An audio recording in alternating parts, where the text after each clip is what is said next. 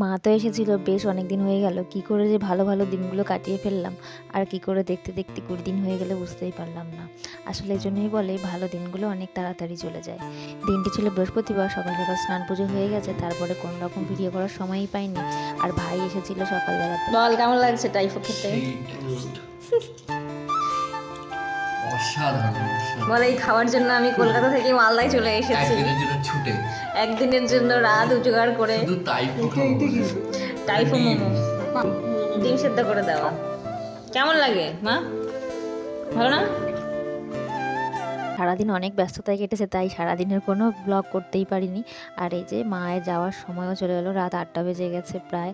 আর এদিকে ভাই আর মা রেডি হচ্ছে, মা প্রায় রেডি হয়ে গেছে, ব্যাগপত্র গুছিয়ে নিয়েছে। সত্যি এই সময়টা যে কেমন লাগছিল বলে বোঝাতে পারবো না। মা আসলো হয়তো দিন পর, তবে কী করে যে এই কটা দিন পার হয়ে গেল। তো খাওয়া দাওয়া করে রেডি হয়ে গেছে, এখন বেরোনোর সময়ও চলে এসেছে।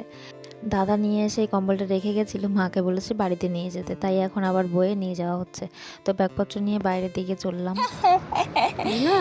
খাই তো। এই বাবু, বাবু তুমি কিছু বলো, বাবু কিছু বলো। এ কেমন শাশুড়ি, মেয়ের থেকে জামাইয়ের চিন্তা বেশি। আসলে যাওয়ার সময় বাবুর খেয়াল রাখিস, এটা ওটা সব বলে যাচ্ছিল। তবে যাই হোক, এদিকে মা আর ভাই গাড়িতে উঠে গেছে। আর চলো, বিদায়ের সময় চলে এসেছে। Tata tata. তো ওদেরকে ছেড়ে দিয়ে ঘরে এসে অনেক ফাঁকা ফাঁকা লাগছিল, আর কারোর সামনে আমি আমার ইমোশনটাকে দেখাতে পারি না। ভীষণ কষ্ট হচ্ছিল, ঘরে এসে কান্নাও করেছিলাম।